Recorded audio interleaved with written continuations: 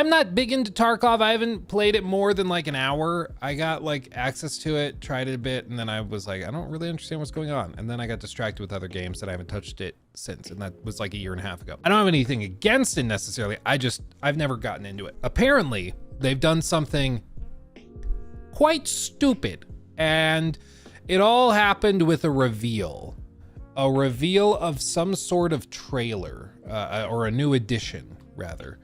Let's see what this is. I'll unmute it.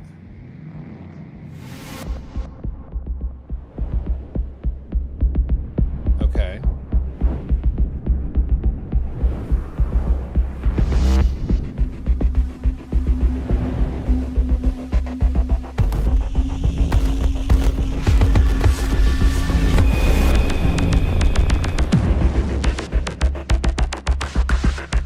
The Unheard Edition.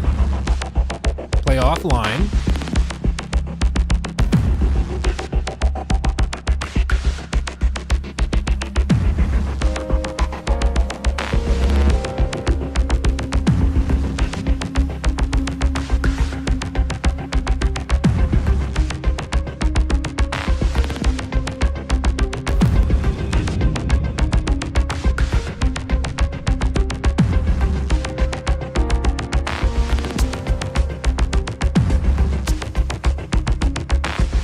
Okay.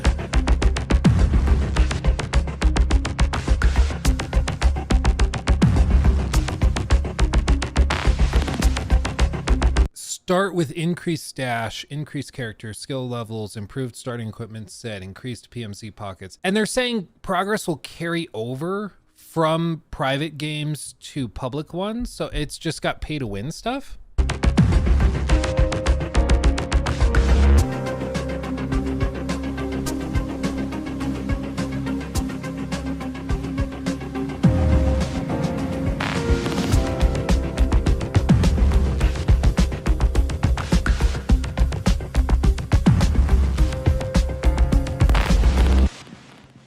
And much more. Wow.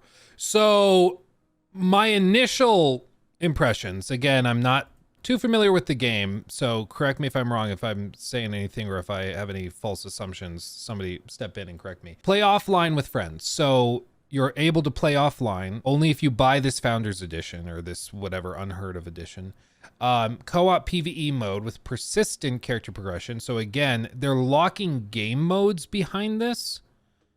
And this is $250, 200 pounds or like 430 Australian dollar dues. Unique gear, which I mean, special editions often have gear. I don't like when they have gameplay affecting stuff, especially in a competitive game, which this is. Unique melee weapon, unique awards. And then this is the thing that would particularly peeve me. Any online game or any game where players are like working towards some common goal, whether that's leveling up or ranked or whatever else. I hate it when there are two tiers of players. I hate it when there's two tiers of players, period. Like even in the case of like Hogwarts Legacy, where if you pre-ordered the game, you got access to like the evil spell arena. But if you didn't pre-order, or maybe it was just the deluxe version, either way, you had to pre-order it. And so they had classes of players who either pre-ordered it or got the special access to that because they were either more reckless or spent more money, or those who just bought it day one and didn't get access to it. And I just find creating classes of players to be such a toxic thing. I hate it. But that's how they price it, and that's how they monetize it, is it's designed for FOMO. It's designed to make you like not want to look like the loser on the outside that didn't get access to it.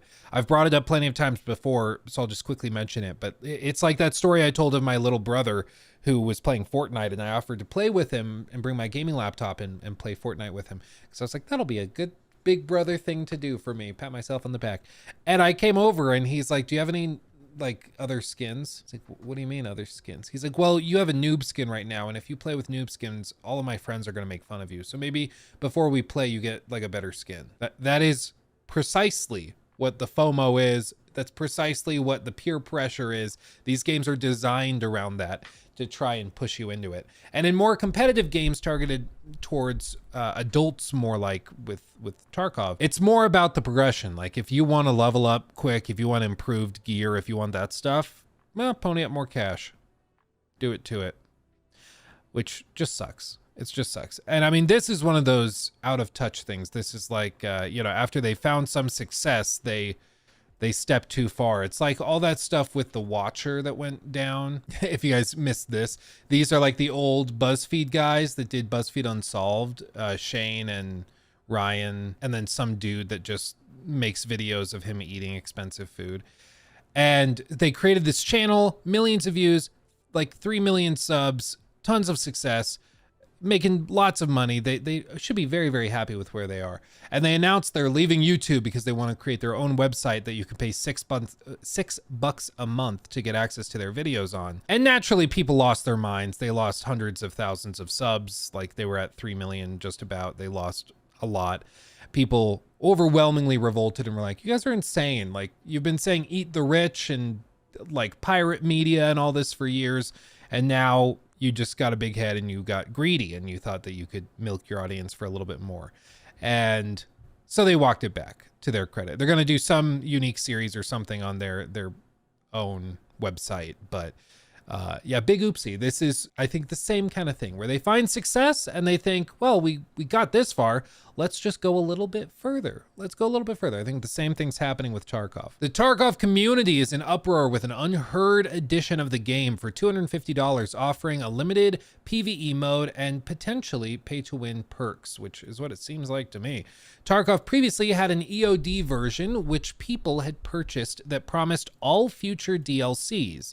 BSG got rid of it and is now selling this edition at a discounted price to EOD holders.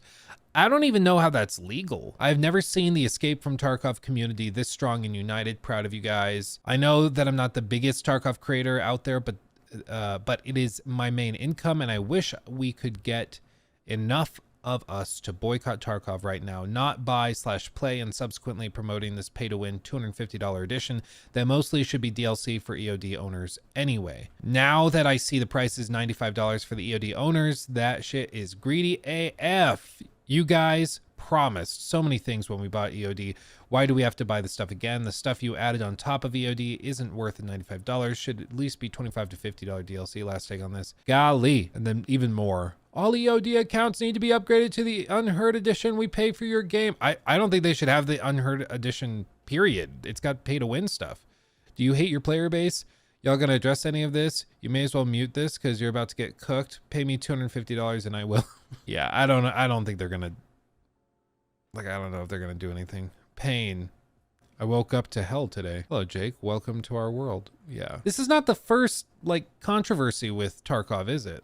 I think they've had a handful of things like this where they push a little too hard, they get a little cocky. They're like, oh, you get away with that. That's fine. Whatever. I'm pretty sure. I remember other things and other stories coming up about it. I don't know. It's just really too bad. Because like we said, they were on they found success in a very competitive market with a shooter, and they just can't take a win. They're like, let's just keep pushing. Let's just keep going. Why not? Why not? So I'm glad the community is speaking up about it. I think it should be clear that they shouldn't tolerate any pay to win stuff. They shouldn't tolerate any gameplay affecting DLC, because once you put up with it for a little bit, it becomes normalized and people get used to it, and that just becomes standard. And we've seen that with other publishers as well. Like Ubisoft is a great example where the XP boosts that were, I think those things started back when I was still in like high school. Those things started like well before I was making videos, and people got kind of used to them. And then it was just like what they do. They just do XP boosts. If you want to pay $5 to play less of the game, you can do that. And once that precedent is set, it's hard to get it out. And that's why I'm so proud of the gaming community for like standing up to NFTs and standing up to like loot boxes, and when everything was based around card packs, you know, back in like 2017. I'm glad we all stood up to that and we're like, no, this is ridiculous. We're not doing that. And they largely moved past it. And, you know, we still see some egregious monetization. We talked recently about that $80 thing in Call of Duty. It's like $20 for each pack, and you need all 4 packs to get the full gauntlet thing. And it was very, very stupid, but at least it's like totally optional, and it doesn't seem to be better than other stuff. It doesn't really affect gameplay, but even then, that it probably shouldn't be there for certainly $80. But this thing, it just seems to have gameplay affecting stuff in it. And I think it's just a 1-2 punch of controversy, where on the one hand, there's a lot of the community that bought the like whatever EOD edition or version that promised all future DLCs. So they should get this for free, and they're not. They're instead getting it at a discount, which pisses them off. And then beyond that, they also are upset that it has gameplay affecting stuff. So people are upset about that. And when you got like 2 or 3 things about one of these announcements that are bad, it can make a mess. It can make a mess. He took my thing.